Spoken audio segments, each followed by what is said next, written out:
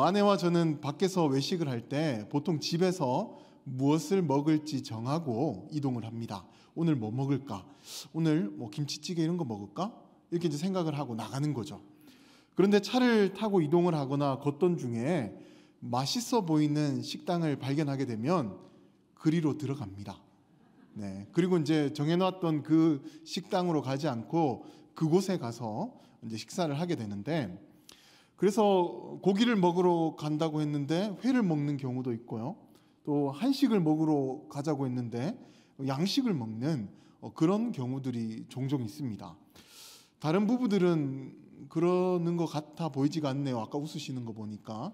네, 다른 분들은 계획대로 잘 사시나 보는데 저희 부부는요, 뭐 먹는 거에 그렇게 큰 의미를 뭐 두지 않다 보니까 아무거나 먹어도 다 좋아하다 보니까 뭐 어디 가든지 맛있게 먹으면 된다라고 이제 그렇게 이제 생각을 하고 있는 거죠.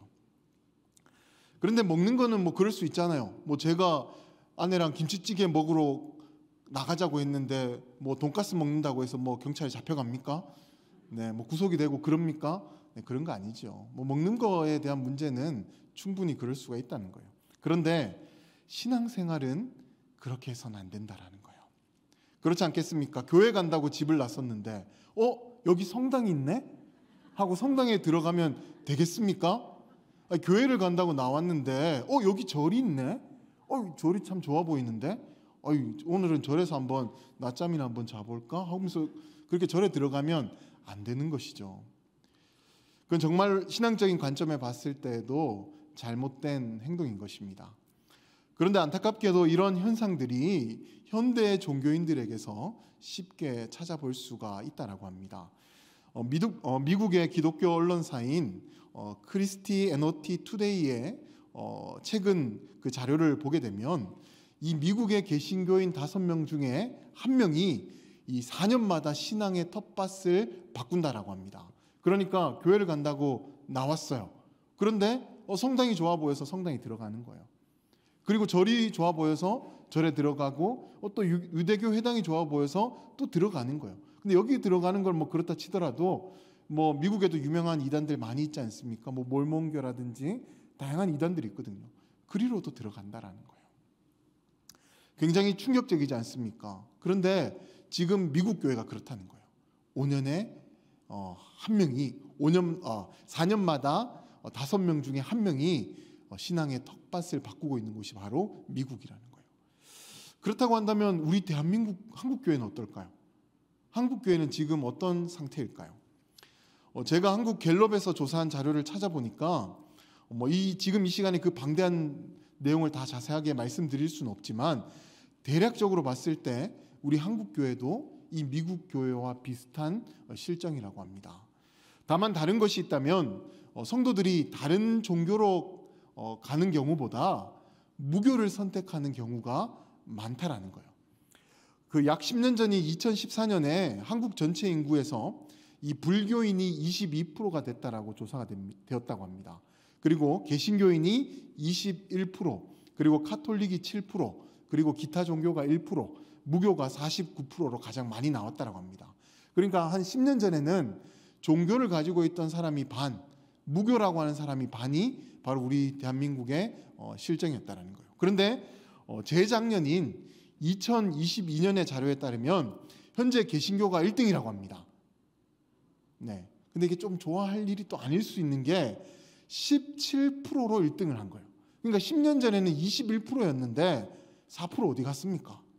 네. 그 4%들이 빠졌는데 그런데 어쨌든 저희가 1위를 탈환했다라는 거예요. 그리고 그 다음으로 불교가 16%로 2등이고요. 그리고 카톨릭이 6%, 기타가 1%.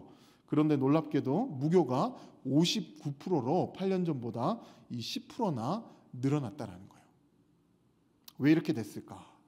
제가 그 기사 내용을 쭉 한번 읽어보게 되니까 현재 젊은 20대, 30대에서 나는 종교가 필요 없다라고 생각하는 그런 사람들이 많았다라는 거예요. 이 젊은 세대들은 굉장히 합리적인 세대이지 않습니까? 옛날에는 뭐 더치페이라고 해서 까짓 건 뭐 내 기분 좋으니까 오늘 내가 산다 뭐 이러지 않습니까? 그러잖아요. 우리 장로님 많이 사셨잖아요, 맞죠? 네, 그런데 요즘 젊은 사람들은 그런 거 없다라는 거예요. 똑같이 나눠서 낸다는 거예요. 더치페이로 10원 하나 손해 보지 않고 그렇게 하는 게 합리적이라고 생각하는 게 요즘 젊은 세대라는, 그거 나쁘다고 하는 거 아니에요. 이제 시대가 그렇게 된 거예요. 그런데 이제 이런 합리적인 사고들을 많이 하다 보니까 내가 굳이 신앙생활을 할 필요가 있을까? 뭐 내가 내 능력으로 잘 먹고 사는데 뭐 결혼도 뭐 꼭 할 필요가 있을까? 이렇게 생각하는 세대들이다 보니까 꼭 그런 신앙을 가지고 살아가야 되는가라는 이제 그런 생각들도 하다 보니까 이제 종교를 갖지 않고 있다라는 거예요. 그리고 이제 더 충격적인 게 뭐냐면 교회에서도 중추 세대가 40대에서 60대가 정말 중추적인 세대이지 않습니까? 그런데 이 세대들이요 종교의 회의감에 빠져서 이 무교로 가게 됐다라는 거예요. 그러니까 우리로 치자면 신앙생활 열심히 하고 있는 40대에서 60대가 신앙생활 하다 보니까 시험에 들었어요. 유혹이 찾아왔어요. 그래서 이 신앙을 버리고 교회를 떠나게 되었다라는 거예요. 그래서 무교가 이 10년 전보다 10%나 늘게 되었다라는 것입니다. 그런데 우리는 이런 현상을 보면서 뭐 그렇네. 아이고 어쩌나. 만약 그러고 있다라고 한다면 우리는 안 되는 겁니다. 왜냐하면 이 일은 바로 우리의 일이기 때문에 그렇다라는 거예요. 사랑하는 성도 여러분, 만약 여러분의 집에 지금 불이 나고 있는데 와, 잘 탄다. 저거 내 건데 어떡하지? 이러시겠습니까? 지금 내가 살고 있는 집이 불이 타고 있는데 아이고 저거 내 건데 어떡하나 어쩌지 그러고 있을 거예요. 물을 찾아서 어디서 가져와서 그 물을 가지고 끼얹던가 아니면 입고 있던 그 윗옷을 벗어서 정말 내리쳐서라도 그 불을 꺼야 되지 않겠습니까? 그런 몸부림을 쳐야 되지 않겠습니까? 우리가 그런 몸부림을 쳐야 될 상황이 되었다라는 거예요. 그래서 오늘 우리는 그 몸부림에 대해서 이야기를 나눠보려고 합니다. 특별히 오늘은요, 지난번에 제가 설교했던 이자에 이어서 2탄, 다자를 하려고 하는데 사실 이자도 기억이 안 나죠. 코로나 전에 했던 설교라서 사실 저도 잘 기억이 안 나긴 하는데, 근데 그걸 또 2탄으로 만들어 가지고 왔습니다. 근데 왜 그렇게 했냐면 잘 기억해 보자고, 잘 기억해서 그렇게 살아보자고 제 나름대로 머리가 안 좋은 제가 그렇게 한번 머리를 짜내어 보았습니다. 그래서 여러분은 1, 2, 3 나올 건데 첫 번째도 다짜요, 두 번째도 다짜요, 세 번째도 따라해 주시면 좋은데 다짜라고 그렇게 같이 따라가 주시면 될 거예요. 근데 단어는 달라요. 발음이 똑같아서 그런 건데 그 내용을 한번 살펴보도록 하겠습니다. 먼저 첫 번째는 뭐죠? 다짜입니다. 다짜. 풀어보자면 어떤 내용이냐면 앞서 언급했던 한국교회의 위기를 극복하기 위해서는 우리의 믿음이 그리스도의 장성한 분량에까지 다 있어야 된다는 거예요. 우리 다 같이 13절의 말씀을 한번 더 읽어보도록 하겠습니다. 같이 읽겠습니다. 우리가 다 하나님의 아들을 믿는 것과 그리스도의 장성한 분량이 충만한 데까지 이르리니. 아멘. 요한계시록 2장의 말씀을 보게 되면 주님께서 에베소 교회를 칭찬하는 내용이 나옵니다. 간략하게 정리해보자면 성도들이 교회에 헌신적이었다라는 것입니다. 그리고 박해와 고난으로 인해서 힘든 상황이 찾아냈는데 성도들이 그것을 잘 참아내고 견뎠다라는 거예요. 그리고 교회를 어지럽히는 악한 이단들이 들어왔는데 그 이단의 문제도 이 에베소 교회가 잘 처리를 했다라는 거예요. 너무나도 훌륭한 교회이지 않습니까? 그렇지 않습니까? 이 중에서 한 가지만 교회 안에 찾아와도 그 교회가 참으로 힘들 것인데 에베소 교회는 복합적인 그 문제가 찾아왔음에도 불구하고 그 문제를 잘 해결해내고 이겨내게 되었다라는 거예요. 그런데 이 요한계시록의 말씀을 계속해서 읽어보게 되면 우리 주님께서 칭찬만 하고 계시는 것이 아니라 이 에베소 교회의 문제점도 지적하고 있다라는 것을 알 수가 있는데 그 문제점이 무엇이었냐면 바로 첫사랑을 잊어버렸다라는 거예요. 첫사랑을 잃어버려서 더 이상 그 순수했던 그 마음이 이 에베소 교회 안에 없게 되었다라는 것입니다. 그렇다면 에베소 교회는요 고난과 역경을 너무나도 잘 이겨낸 교회이지 않습니까? 그렇게 힘든 상황을 잘 이겨낸 교회인데 왜 이런 문제가 이 교회 가운데 생겨나서 주님께로부터 너희는 첫사랑을 잃어버린 교회다라고 그렇게 지적을 받게 되었던 것일까요? 그것은 바로 에베소 교회 안에 있는 모든 성도들의 믿음이 그리스도의 장성한 분량에까지 다 있지 않았기 때문에 이런 문제로 지적을 받게 되었던 것입니다. 방금 함께 읽은 말씀을 자세하게 다시 살펴보게 되면 사도 바울은 그리스도의 장성한 분량에 닿아 있는 온전한 사람이 되기 위해서는 이렇게 해야 된다라고 하면서 그 방법을 제시하고 있는데 뭐라고 나와 있습니까? 이제 풀어서 설명하자면 이런 거예요. 우리가 다 하나님의 아들을 믿는 것과 아는 일에 하나가 되어야 된다라는 거예요.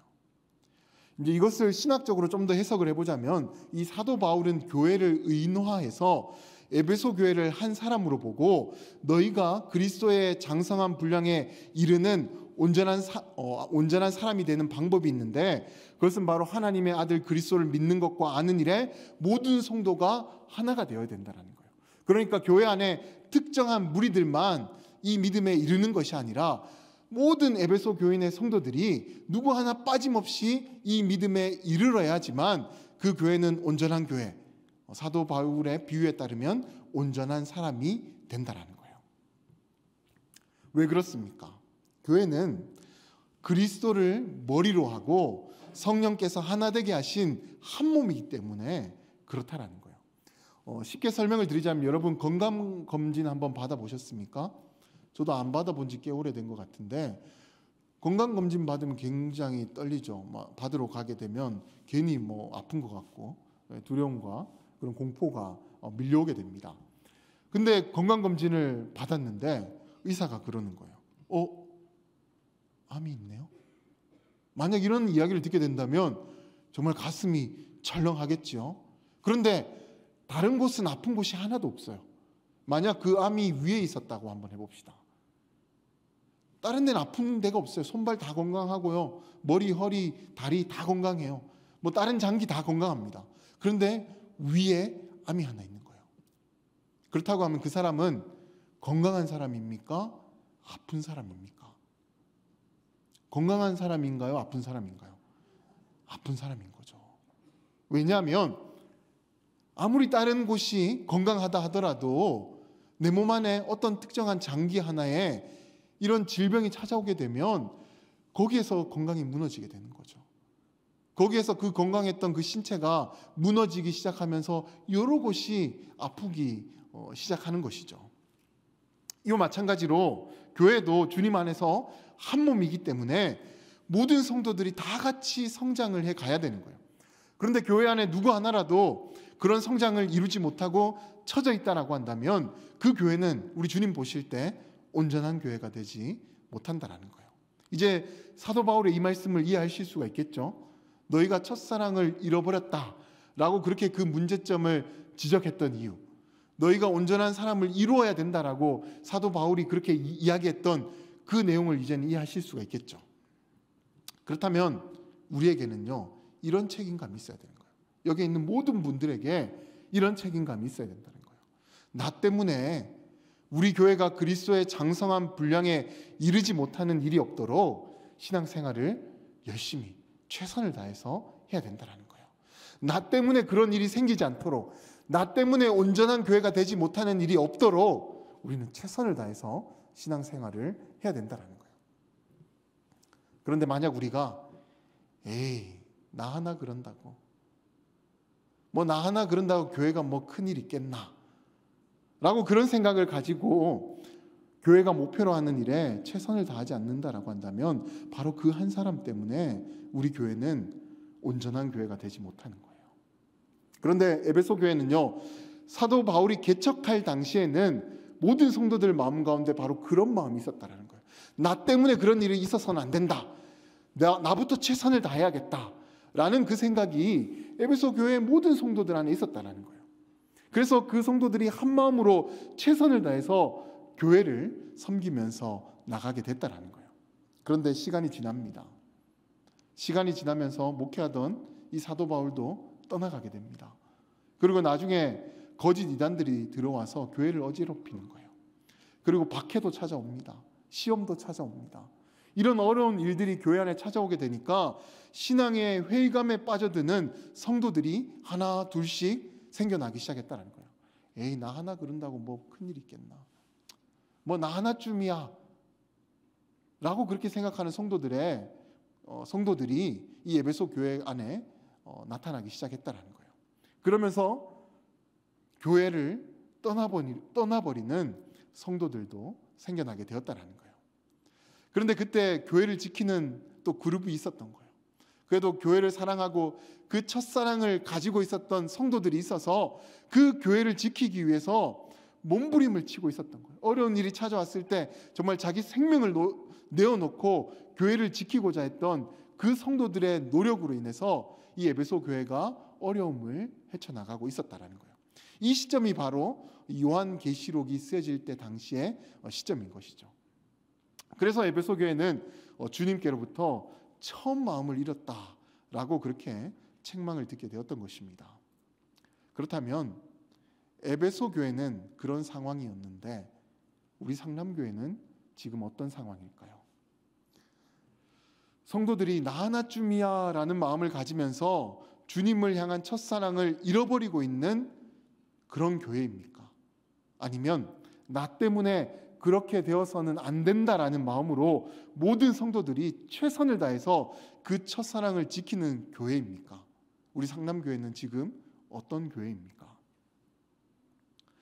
간절히 바라기는 우리 상남교회는 모든 성도들이 하나가 되어서 주님을 향한 첫사랑을 끝까지 지켜나가는 그런 온전한 교회가 되기를 소망합니다. 그런데 그렇게 되기 위해서는 어떻게 해야 한다고 말씀을 드렸습니까? 나부터. 나 때문에 그런 일이 일어나서는 안 된다라는 그 마음을 가지고 교회가 목표로 하는 일에 최선을 다해야 된다라는 거예요.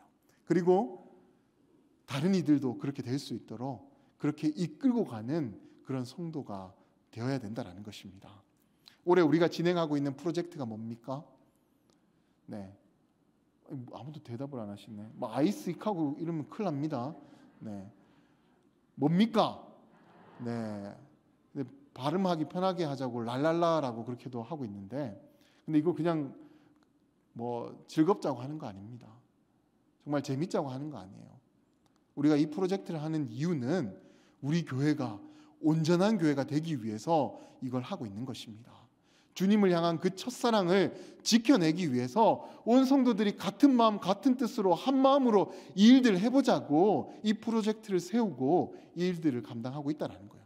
그런데 아이고 뭐 다른 사람들 하겠지, 뭐 우리 장로님들 하시고 권사님들 하시고 뭐 우리 집사님들 하시겠지.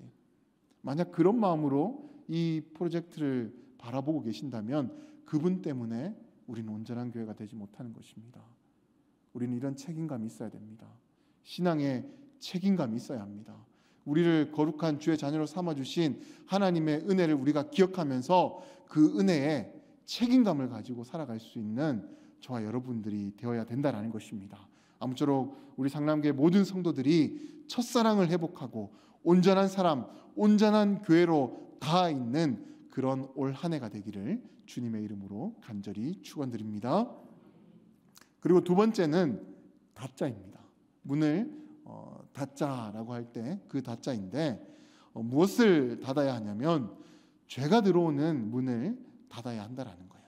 우리 다 같이 14절의 말씀을 한 번 더 읽어보도록 하겠습니다. 같이 읽겠습니다. 이는 우리가 이제부터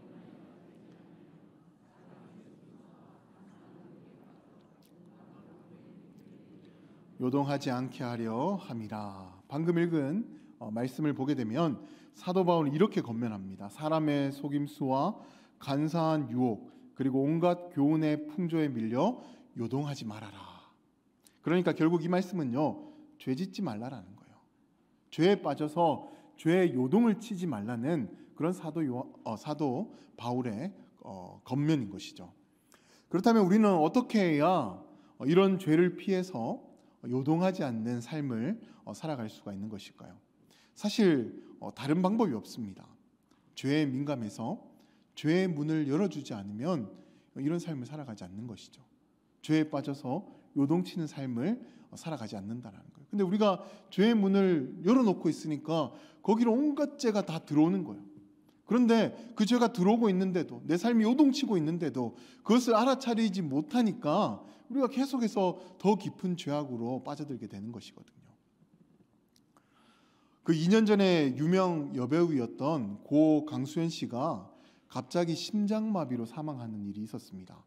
그런데 사망할 당시 오전에 이 강수연 씨가 극심한 두통을 느끼게 되었다라는 거예요. 이거 너무 심한데? 그래서 이제 119에 전화를 해서 구급차를 불렀던 거예요. 그런데 막상 이제 구급대원이 도착하고 보니까 두통이 괜찮아지는 것 같았어요. 병원 갈 정도가 아니었나 보다. 괜찮으니까 돌아가세요라고 그렇게 구급대원을 보냈다라는 거예요. 그런데 그 저녁 시간에 가족들이 다시 119를 부르게 됩니다. 그리고 이제 강수연 씨를 병원으로 옮겨가게 되는데, 그런데 병원에 도착해 보니까 이미 심정지가 일어난 상태였다라는 거예요. 그래서 다시 사건을 정리해 보자면 이 강수연 씨에게는 오전에 나타난 그 심한 두통이 이 심장마비의 전조 증상이었다라는 거예요. 하지만 그녀는 그것을 심각한 문제로 여기지 않고 방치하다가 결국 골든타임을 놓치게 되고 말았던 것이죠. 너무 안타까운 일이지 않습니까? 그때 병원만 가게 되었다라고 한다면, 그때 한번 검진을 받고 아픈 곳을 좀 찾아서 치료를 받았다라고 한다면 그 목숨이 그때 끊어지지 않고 보존이 되었을 것인데 너무 안타까운 일이잖아요. 그런데 의료계에서는요, 이 강수연 씨와 같은 일들이 너무나도 흔하게 일어나고 있다라고 합니다. 병원에 가서 전조 증상이 나타났을 때 병원에 가서 적절한 치료만 받게 되면 그 생명이 보존이 되게 되는데, 그때 병원에 오지 못해서 목숨을 잃는 사람들이 너무나도 많다라는 거예요. 그런데 이런 일들이 의료계뿐만 아니라 교회 안에서도 허다하게 일어나고 있다라는 거예요.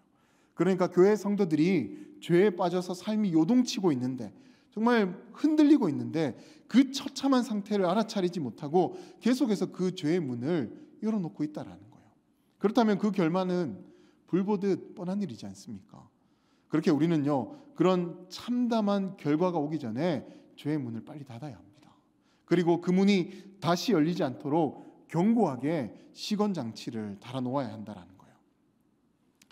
그렇다면 구체적으로 어떻게 해야 이 죄의 문을 닫고 그 문이 다시 열리지 않도록 시건 장치를 달아놓는 일이 되는 것일까요? 사실 이걸 알면 실제 삶에서도 실천할 수가 있잖아요. 이게 시건 장치구나. 그래서 제가 들어올라 하면 이렇게 하면 되겠구나. 구체적으로 이 방법을 안다라고 한다면 죄에 빠질 일 없잖아요. 죄의 삶이 요동칠 일이 없는 거잖아요. 그래서 제가 그 구체적인 방법을 지금 말씀드리려고 합니다. 잘 들어보시기 바랍니다. 1910년대 미국에서 술과 마약에 취해서 방탕하게 살아가던 청년 90만 명을 회개시킨 이 빌리 썬데이 목사님이라는 분이 계십니다. 그런데 이 목사님은요, 집회가 시작이 되면 청년들에게 이렇게 열변을 토했다고 합니다. 어떤 이야기를 했냐면, 나는 죄와 싸우겠다. 발이 있는 한 죄를 차버리겠고, 주먹을 가지고 있는 한 죄를 쳐버리겠고, 머리를 가지고 있는 한 죄를 받아 버리겠고, 치아를 가지고 있는 한 죄를 물어뜯어 버리겠다. 내가 늙어서 주먹도 치아도 힘도 없으면 영광의 내 집에 들어갈 때까지 잇몸을 가지고라도 죄와 싸워서 이기겠다. 이 죄에 대한 그 투쟁심이 정말 강하게 느껴지지 않습니까? 그렇잖아요. 죄와 정말 피 흘리기까지 싸우겠다는 거예요. 정말 이가 없으면 잇몸으로라도 내가 싸우겠다라는 그런 강한 의지가 느껴지지 않습니까? 그런데 구체적으로 얘기해 준다 했는데 들어보니 전혀 구체적이지가 않는데 그 다음이 있어요. 네. 죄가 형체가 없죠. 그리고 눈에 보이는 대상도 아니죠. 근데 우리가 어떻게 그렇게 치열하게 싸울 수가 있겠습니까? 그래서 아마 여러분도 이 말씀 들으면서 의지는 너무 좋은 것 같은데, 그래서 뭐 구체적으로 어떻게 하라는 건데, 지금부터입니다. 되게 기대되시죠? 네. 그 썬데이 목사님께서 이렇게 말씀했습니다. 매일 15분씩 4가지를 하라. 어떤 걸 네 가지를 하라고 했냐면 매일 15분씩 성경을 읽어라. 매일 15분씩 하나님께 기도하라. 매일 15분씩 하나님을 전파하라. 매일 15분씩 사랑의 행동을 실천하라. 대단한 건데 다들 놀라지도 않으시네. 네.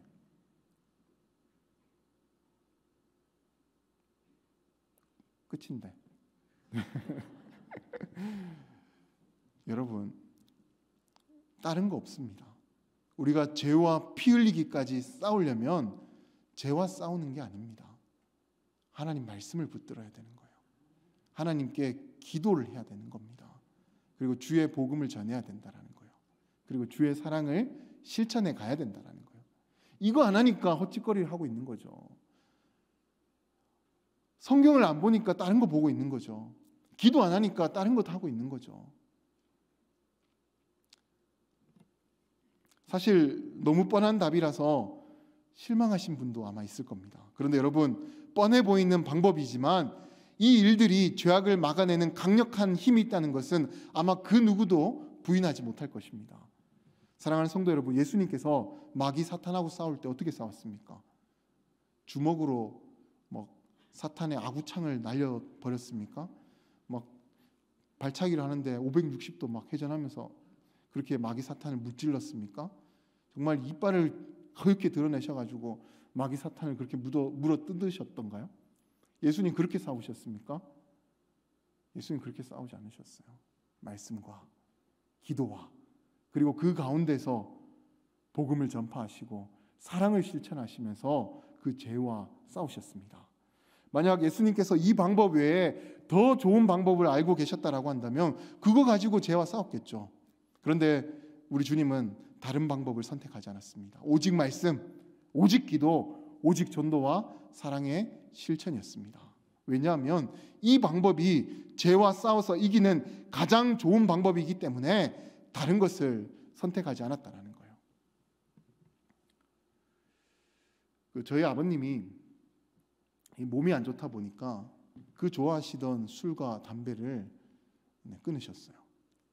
근데 제가 월요일 날 올해가 이제 연말에도 이제 못 갔다 왔으니까 연초에 이제 한번 부모님을 뵈야겠다라고 해서 이제 부모님을 뵙고 이제 식사를 했는데 옛날 이제 저희 아버님 생각하면 항상 식사를 하시고 나서 식구땡, 담배 펴 보신 분들은 아시죠?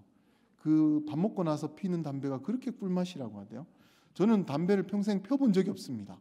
엄청 꼴초처럼 보이지만 저는 담배를 손에 쥐어본 적도 없습니다. 저는 어릴 때부터 결단했습니다. 저는 담배와 술을 하지 않겠다.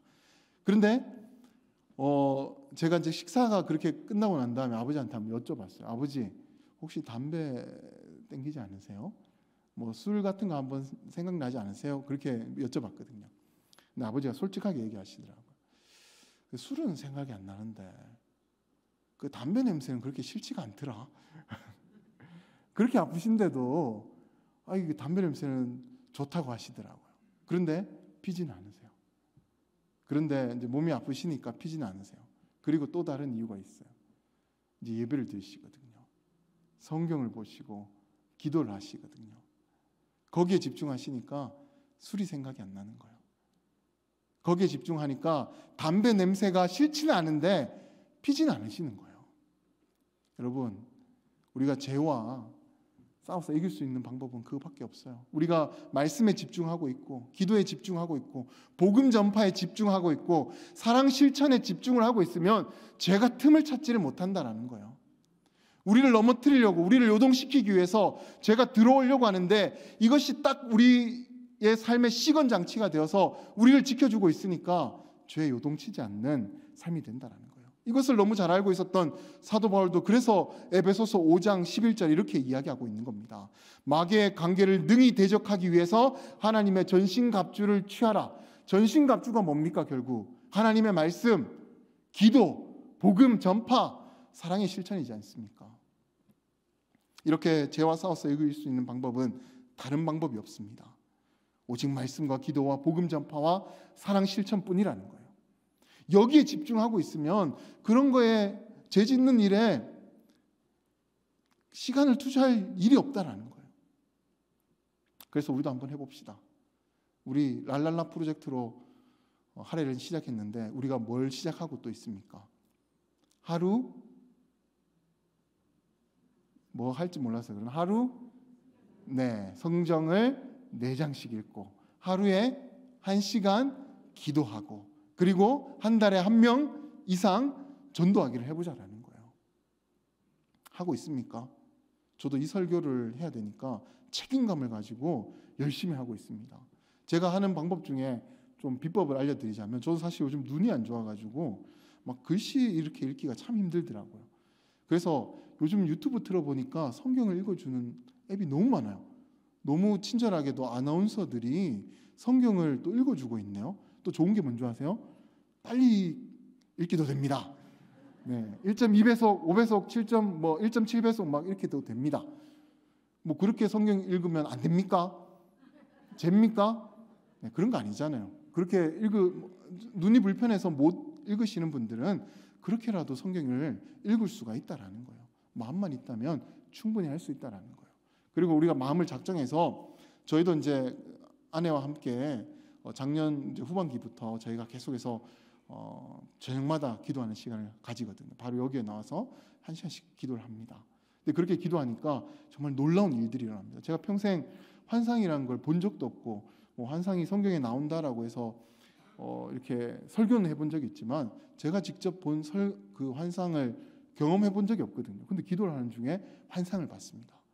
근데 뭐 개인적인 일이라서 뭐 자랑하려고 하는 얘기가 아니고 기도를 하니까 그런 놀라운 일들이 일어나더라는 거예요. 근데 저에게만 그렇게 일어나겠습니까? 기도하는 모든 이들에게 하나님께서 동일한 은혜를 베풀어 주실 줄로 믿습니다. 그리고 우리가 만나는 모든 이들에게 복음을 전하고 또 사랑을 실천하는데 죄가 어떻게 들어옵니까?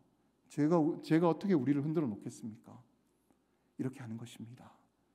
죄와 싸워서 이기기 위해서는 이렇게 해야 된다라는 거예요. 죄의 문은 이렇게 닫는다라는 것입니다. 꼭 그와 같은 방법을 실천해서 죄와 싸워 이길 수 있는 모든 분들이 되시기를 주님의 이름으로 간절히 축원드립니다. 마지막 3번째 다자입니다. 혹시 이 글자 아시는 분? 제가 이 제목을 주보에 넣다 보니까 물어보시는 분들이 몇 분 있더라고요. 다자 이게 있는 말인가 국어사전에? 사실 없습니다. 이런 단어는 없습니다. 그런데 윤동주 시인의 햇비라는 시를 보게 되면 이 윤동주 시인이 이 단어를 사용하고 있더라고요. 제가 그 시의 일부를 한번 낭독해 드리도록 하겠습니다.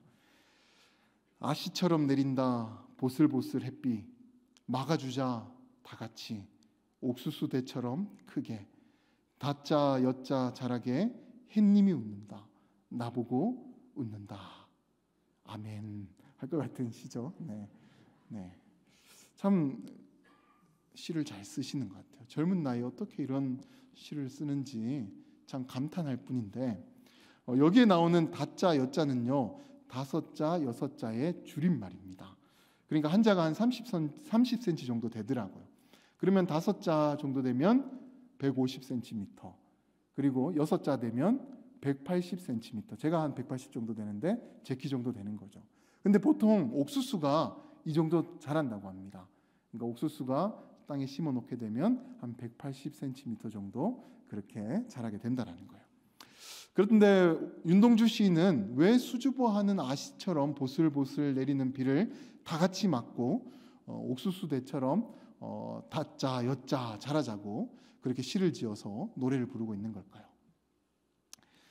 잘 아시다시피 윤동주 시인이 활동했던 시기는 일제 강점기로 이 조선의 아이들은 희망을 가지지 못하는 그런 상황이었습니다. 그렇지 않겠습니까? 지금 나라가 없는데 나라가 이제 일본에게 빼앗겼는데 힘없는 어린 아이들이 어디에서 희망을 찾겠습니까? 누구를 보고 또 희망을 찾겠습니까? 참담한 상황인 것이죠. 그러나 윤동주 시인은 비록 우리가 참담한 시대를 살아서 우리에게 소낙비와 같은 비가 내리지 않더라도 보슬보슬 내리는 햇비라도 맞아서 작은 희망을 키워가자라는 뜻에서 이런 시를 짓게 되었다라는 거예요. 그러면 하늘에 있는 햇님이 그 모습을 기뻐하면서 따스한 햇볕을 비추어 주게 되는데 우리는 그 햇볕을 맞고 이제 5자, 6자 그렇게 크게 자랄 수 있다라는 거예요.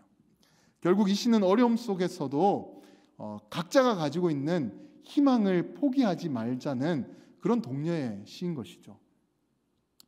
이와 마찬가지로 지금 우리가 심한 고난을 당하고 있고 어려움을 당해서 희망이 없는 것처럼 보여도 분명 하나님께서는 우리를 성장시키고 자라게 하시는 비와 햇볕을 준비하고 계십니다. 그렇기에 우리는 어떠한 상황에서도 희망을 포기하지 말아야 된다는 거예요.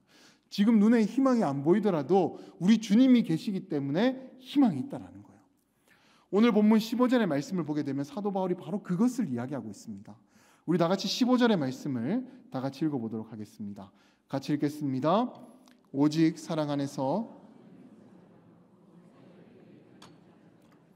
그는 머리니 곧 그리스도라. 아멘. 그 앞서 말씀드린 대로 에베소 교회는 박해와 거짓 이단의 공격과 세상의 유혹으로 인해서 교인들이 교회를 떠나가고 있는 그런 너무나도 힘든 상황을 보내고 있었습니다. 정말망적인 상황을 보내고 있었던 것이죠. 그러나 사도 바울은 그런 상황 속에서도 희망을 포기하지 말라고 이야기합니다. 그러니까 희망을 포기하지 말고 그런 상황 가운데서도 오직 사랑 안에서 참된 것을 행하라. 꼭 그렇게 말씀하고 있다는 거예요. 왜냐하면 우리 눈에는 희망이 보이지 않더라도 우리 하나님이 계시기 때문에, 우리 하나님께서 우리에게 내리실 그 비를 준비하고 계시기 때문에 우리도 그 은혜의 단비를 맞을 수 있는 자격이 되도록 살아가자라는 거예요. 그러면 어떻게 살아가야 합니까? 어떻게 하는 것이 사랑 안에서 참된 것을 행하는 것이 되는 걸까요? 사도 바울이 로마서에서 그 말씀을 분명하게 전하고 있습니다. 우리 다 같이 로마서 12장 11절에서 15절까지의 말씀을 한번 읽어보겠습니다. 같이 읽겠습니다. 부지런히 하여 게으르지 말고 열심을 품고 주를 섬기라. 소망 중에 즐거워하며 환난 중에 참으며 기도에 항상 힘쓰며 성도들의 쓸 것을 공급하며 손 대접하기를 힘쓰라. 너희를 박해하는 자를 축복하라. 축복하고 저주하지 말라. 즐거워하는 자들과 함께 즐거워하고 우는 자들과 함께 울라. 아멘. 이것이 바로 사랑 안에서 참된 것을 행하는 것입니다. 앞서 말씀드렸던 그 빌리 선데이 목사님의 그 15분씩 4가지를 하라는 것과 같은 맥락의 말씀인 것이죠. 결국 이 말씀들을 한마디로 정리해 보자면 이런 겁니다. 주님처럼 살라라는 거예요. 우리 예수님처럼 살라라는 것이죠. 그러면 메마른 광야에서도 꽃이 피어나는 것처럼 메말라 버린 우리의 삶에도 은혜의 단비로 그 희망은 피어나게 되는 것입니다. 그리고 어느 때에 가서는요, 하나님께서 준비하신 정말 소낙비와 같은 그 은혜를 내려주시게 되면 그때부터 우리의 희망이 5자, 6자 그렇게 폭발적으로 자라나게 된다는 거예요. 그리고 그렇게 자라나게 되면 우리의 믿음이 그리스도의 장성한 분량에 이르게 되고 우리 각자가 다 그렇게 자라나게 되면 우리 상남교회는 바로 하나님 기뻐하시는 온전한 교회, 온전한 사람이 되어진다는 것입니다. 할렐루야. 그렇게 우리는 한국교회의 위기와 개인의 고난이 우리에게 찾아와서 우리를 힘들게 하더라도 우리는 희망을 포기해서는 안 되는 거예요. 내가 이런 상황에서 무슨 신앙생활을 하고 내가 이런 상황 가운데서 무슨 예수를 믿고 내가 이런 상황 가운데서 무슨 복음 전파를 하냐, 이런 생각을 해서는 안 된다라는 거예요. 그럼에도 불구하고 우리에게 은혜의 단비를 준비하시는 그 하나님을 바라보면서 우리는 소망과 희망을 가지고 기도하며 말씀을 읽으며 주의 복음을 전하는 삶이 되어야 된다라는 거예요. 그것이 바로 희망을 붙드는 삶이 되는 것입니다. 부디 어려움 속에서도 희망을 포기하지 않고 붙잡고 살아가시는 저와 여러분들이 되시기를 소망합니다. 이제 말씀을 정리하겠습니다. 앞서 언급했던 윤동주 시인의 성장은요, 한 개인의 성장이 아니었습니다. 대한민국 문학의 성장이었습니다. 그렇지 않습니까? 그를 통해서 수많은 이들이 영감을 받고요, 또 셀 수 없는 많은 시를 탄생시켰지 않습니까? 그 한 사람으로 인해서 윤동주 그 한 사람을 통해서 이 대한민국 문학이 몇 단계나 그렇게 성장하게 되었다라는 거예요. 그리고 이와 마찬가지로 마틴 루터나 존 칼빈의 성장도 그들 개인만의 성장이 아니었던 거예요. 그들의 개인의 성장이 우리 개신교의 성장이었고 한국교회의 성장이었고 우리 상남교회의 성장이었던 것입니다. 그렇기에 우리 개개인의 성장은 나만의 성장이 아니라 우리 상남교회와 한국교회, 아니 전 세계의 교회의 성장이 되는 것입니다. 그렇게 우리는요, 주 안에서 끊임없이 성장을 이루어 가야 된다라는 거예요. 그 방법을 오늘 우리는 말씀을 통해서 배웠습니다. 뭐라고 했죠? 이거 기억 못 하시면 안 되는데, 3가지. 다짜, 다짜, 다짜. 한번 따라해 볼까요? 다짜, 다짜, 다짜. 다 똑같네요. 네, 잊지는 마시기 바랍니다. 근데 이걸 좀 풀어서 다시 설명을 드려보자면, 처음 사랑을 회복하고 영적인 책임감으로 우리 모두가 그리스도의 장성한 분량에 이르도록 최선을 다해야 된다는 거예요. 어떻게? 말씀과 기도와 전도와 사랑의 실천으로 죄의 문을 닫아야 되는 것이고, 또 절망 속에서 희망을 가지고 참된 것을 행하면서 그렇게 살아가야 된다는 거예요. 그러면 우리의 믿음이 그렇게 그리스도의 장성한 분량에 이르게 된다는 거예요. 할렐루야. 아무쪼록 우리가 이런 몸부림을 치게 된다면 주님께서 주시는 부흥의 역사는 반드시 한국교회 안에서 다시 일어나게 될 줄로 믿습니다. 아무쪼록 여기 계신 모든 분들이 그 부흥의 세대들이 되시기를 주님의 이름으로 간절히 축원드립니다.